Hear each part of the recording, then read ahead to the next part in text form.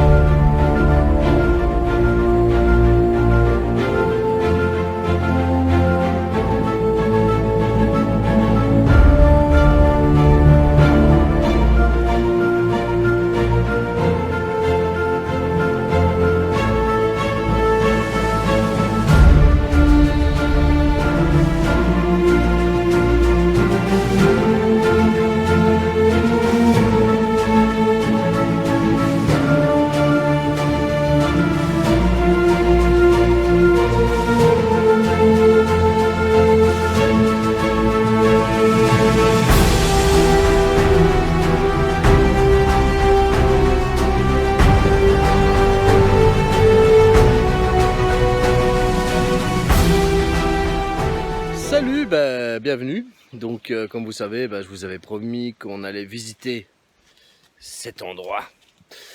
C'est vachement profond. Je sais pas si vous allez pouvoir le voir. Certainement pas. On va y aller. Donc, je suis avec Eric. Eric qui est juste ici en bas. Yes, il vous fait même signe. Ouais. On te voit, on te voit. On ne fait pas ça comme ça, donc commencez pas à vouloir faire la même chose que nous. Il faut être minimum être entraîné quand même. Parce que là, c'est pas jouer au Lego, c'est pas se balader dans les bois, c'est quelque chose de sérieux, donc ne faites pas le même que nous. Exceptionnel. Donc voilà, il va un petit peu vous expliquer ce que c'est une ligne Maginot. Voilà, la ligne Maginot. Pour ceux qui ne connaissent pas, pour les plus jeunes d'entre vous, il s'agit d'une immense ligne de défense construite par la France en 1929-1930 face à l'Allemagne. Donc entre la Belgique et le Rhin, le long du Rhin et à la frontière italienne. On s'est constitué de toute une série de forts, d'ouvrages assez gigantesques, souterrains. On descend ici à 50 mètres sous terre. Vous avez tout, caserne, usine, magasin, munitions, etc. Et la France a construit ça face à l'Allemagne pour empêcher l'invasion. Maintenant, tout le monde sait bien que l'invasion a eu lieu quand même. Bon, d'accord, mais les Allemands sont passés par la Belgique. En fait, les Français n'ont pas fortifié la Belgique, parce que la Belgique était alliée de la France. Puis quand la Belgique est devenue neutre en 1936, les Français ont construit quelques petits ouvrages pas très puissants le long de la Belgique. Évidemment, les Allemands ont fait le tour. Ils ont attaqué la Belgique, ils sont passés par les Ardennes. Ils ont contourné la ligne Maginot. Mais cette ligne qui était là s'est quand même défendue jusqu'au bout. Jusqu'au bout. La France, l'armée française s'est effondrée en juin 1940. Mais les soldats qui sont restés ici dans les forts, ils ont résisté jusqu'au bout, jusqu'à l'armistice. Et là, on leur doit un vibrant honneur. Qu'ils ont repoussé toutes les attaques, ils se sont battus jusqu'au bout, jusqu'à l'armistice du 25 juin 1940. Les forts sont restés sous drapeau français. Ils ont fait de la casse chez l'ennemi. Ça, je peux vous le dire, il y a eu des milliers de morts ici. Voilà, et c'est ça qu'on va visiter ici. Donc, certains ouvrages sont visitables, ce sont des musées. On peut y aller en famille, ça vaut la peine, à peu près 2 heures de visite. Mais nous, on est en train de visiter les ouvrages qui sont désaffectés au fond des bois. Donc, ça a coûté des milliards à l'époque. Et maintenant, ces ouvrages sont là, perdus au fond des bois, abandonnés, désaffectés, en train de disparaître, disparaître de la mémoire. Et c'est ça qu'on veut faire revivre. Voilà, on va rentrer dedans maintenant, en rampant, dans un petit trou que vous avez là. On rentre dans le trou, comme vous voyez, c'est pas de la tarte.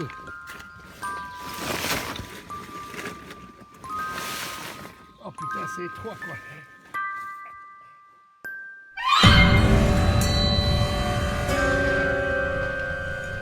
Ici c'est l'étage inférieur, l'étage inférieur du bloc 1, qui est un bloc d'infanterie. Donc il y avait plusieurs créneaux de tir, de canons de 75. Et ici, c'est l'étage où les soldats crèchaient quand ils logeaient. Ils étaient en permanence ici. Et aussi le magasin de munitions du bloc. On ne voit pas bien de l'extérieur parce que le bloc est entièrement merlonné par l'armée. Donc recouvert de terre et enterré. Autrefois, il était visible. Il pouvait couvrir toute une zone de campagne avec ses canons et ses mitrailleuses, quoi. Donc ces blocs-ci servaient à combattre. Donc c'est les seules parties de l'ouvrage qui sont émergées, qui sont au-dessus de la terre, je veux dire. Tout le reste se trouve en sous-terre. Maintenant, on va descendre entre 35 et 50 mètres sous terre.